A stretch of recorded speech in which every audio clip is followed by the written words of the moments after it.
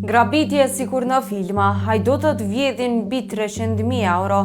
Vjedhjet po vazhdojnë të mbetën një ndër shqetësimet kryesore të sigurisë në Kosovë. Pothuajse çdo ditë raportohen raste të reja ku caki hajnave bëhen bizneset, institucionet apo prona private, duke shkaktuar dëme të konsiderueshme materiale. Një rast i tillë është regjistruar edhe në orët e para të mëngjesit në Ferizaj, ku hajnat dyshohet se kanë arritur të grabisin një shumë të themi marramense parash. Sipas informacioneve që posedon Sinjali, caki i grabitësve ka qenë qendra e kontrollit teknik Fitoria, ku 3 persona të maskuar dyshohet se kanë hyrë në objekt dhe kanë marrë një kasafort me vete. Sipas dëshmisë së sigurimit të objektit, 3 të dyshuar ndodheshin në një vetur BMW ngjyrë hiri pa targa.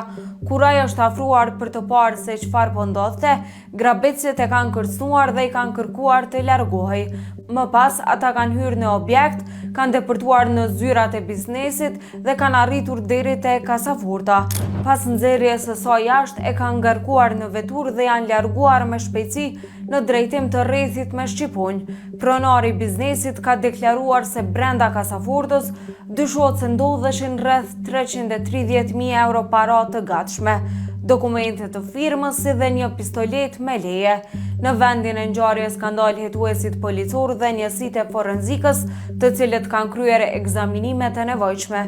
Me urdhër të prokurorit, rasti është cilësuar si vjedhje e rëndë, ndërsa hetimet janë duke vazhduar.